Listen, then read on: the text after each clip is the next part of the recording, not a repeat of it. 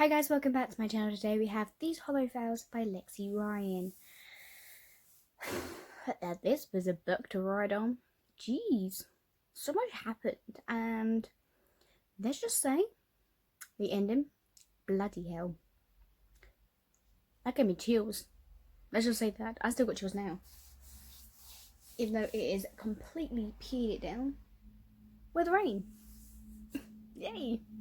So anyway, this was a book from our Fairy Loot edition book. So I do have the other book as well by Beacon Box. So that is a duplicate book, but I did keep this one. Hee. Oh, Jesus Christ. Anyway, so let's get into this book. So this is the front cover.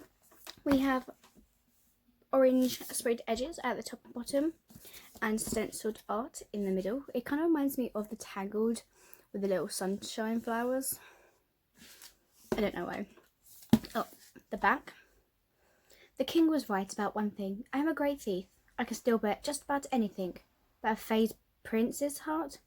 I wouldn't know where to start. So inside we do have our little book that I always put the bookmark up in here, which we got in August. We have our offer letter. And then the artwork on the... Did I never see that? Uh-oh. You could probably hear the rain, I do apologise. But this is the stenciled artwork that we have been getting on these deliciously looking good Fairy Loot books. And then we have our kind of orange, let me just move these away. An orange spine, which is the more gold in pinky. Then we have our deliciously good looking guys with her in the middle. These two fairy princes, and they're just so, it was a ride, dude. It was a ride. Lexi, you killed this one. Go to the Seedy Court and find the Queen's secret portal to enter the most dangerous place in the Fairy. Find my sister and rescue her from a power-hungry king. Child's play. Bree would do anything, but before making a deal with the Fae, death is preferable for their vicious schemes. But when her sister's taken by the saddest king of the Unseelie Court, there's nothing Bree wouldn't do to get her back, including making a deal with the king himself, to steal 3 magical relics from the rival Seelie Court. Gaining unfettered access to the Seelie Court is easier said than done. Bree's only choice is to pose a potential bride for Prince Ronan, the Seelie prince, who's not quite as wicked as she once thought. Unwilling to let her heart distract her, she accepts her from a band of some Seelie misfits with her own secret agenda. But as Bree spends time with the mysterious leader Finn, she finds herself struggling to resist his seductive charm. Caught between 2 dangerous courts, Bree must decide who to trust with her loyalty and with her heart. Okay, so let's look at our little ding-dongs. So of course we have a lovely, good-looking map. So we have our Unseelie Court, which literally is nothing in the Seelie Court. We have Unseelie Court, and we have some stuff that's in the Seelie Court, the Wild Fae Lands. We have a thing that looks like the Loch Ness Monster. Interesting. Then we have this one here. On page 89. Pretend I want to marry the prince so I can interfate the castle, steal a few magical fate artifacts, and free my sister. I can do this.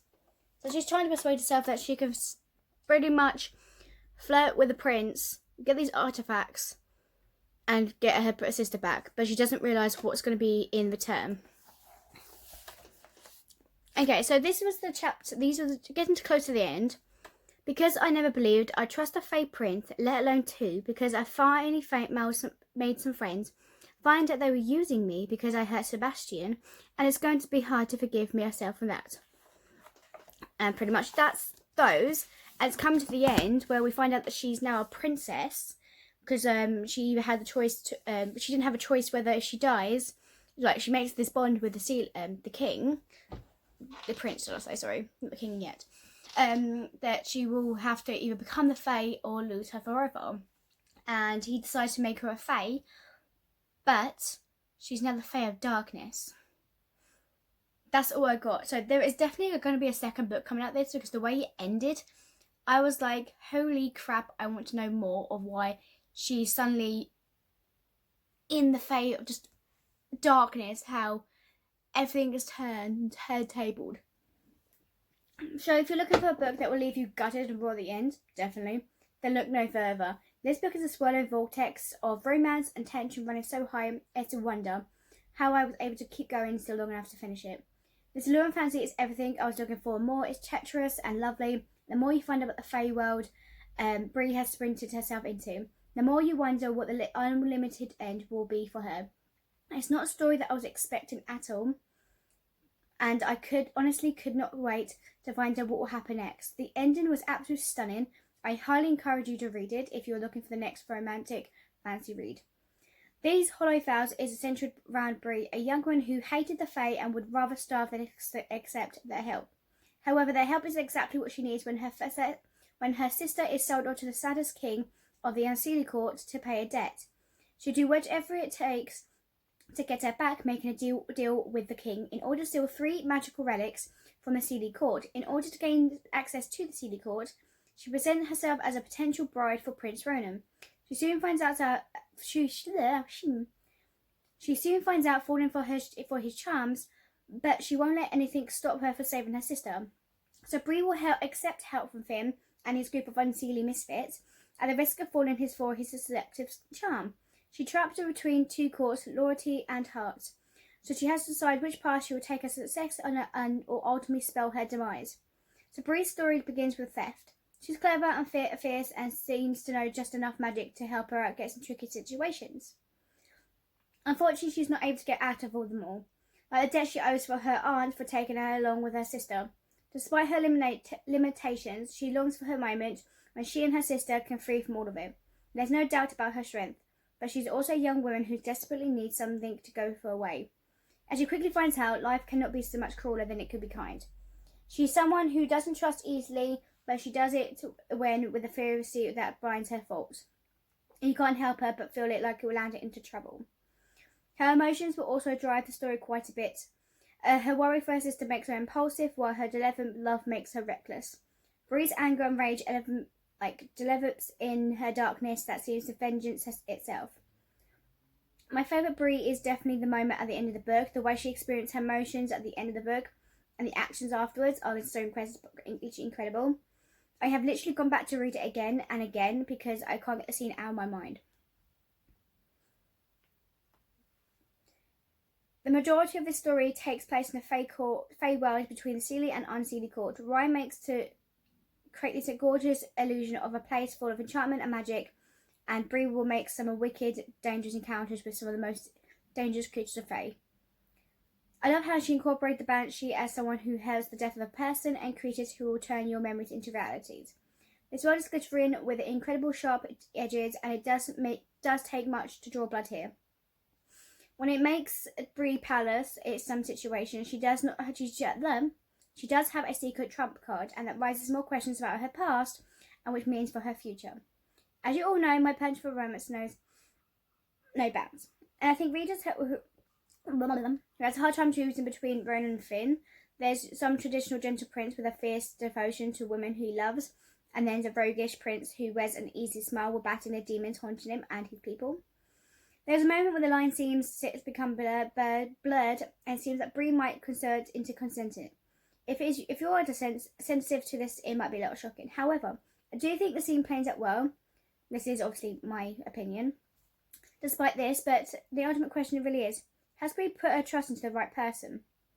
You kept on toes throughout the book, and they have pulled out of them under you, leading to the end that both angers you and delights you. Is the ending that also happens to a turning point and combination with the spoilery thing that happens in the book. You have to wonder what Bree path will take next. If you love Fae romance, fantasy and betrayal, you'll definitely get 3 in spades. I do wish that we had a little more interaction with Bree and her sister, since she's part of driving force for Bree's actions. I am curious if she will pop up in the next book. So, what is going to happen in this next book. I have no idea. We're probably going to find out more of how Bree is trying to basically like get herself in, like how she's in her world of this Queen of Darkness pretty much, and how she's going to live for her life in it, and see how she's going to make everyone regret what she's done, what they've done to her, made her a fate even though she didn't want to be one, you know. This is like the kick turners of everything. I cannot wait for the second book to come out. I want to know what it is. But there we go, guys. Thank you guys for watching, and I will see you guys next time. There we go. Peace out. Bye. Enjoy.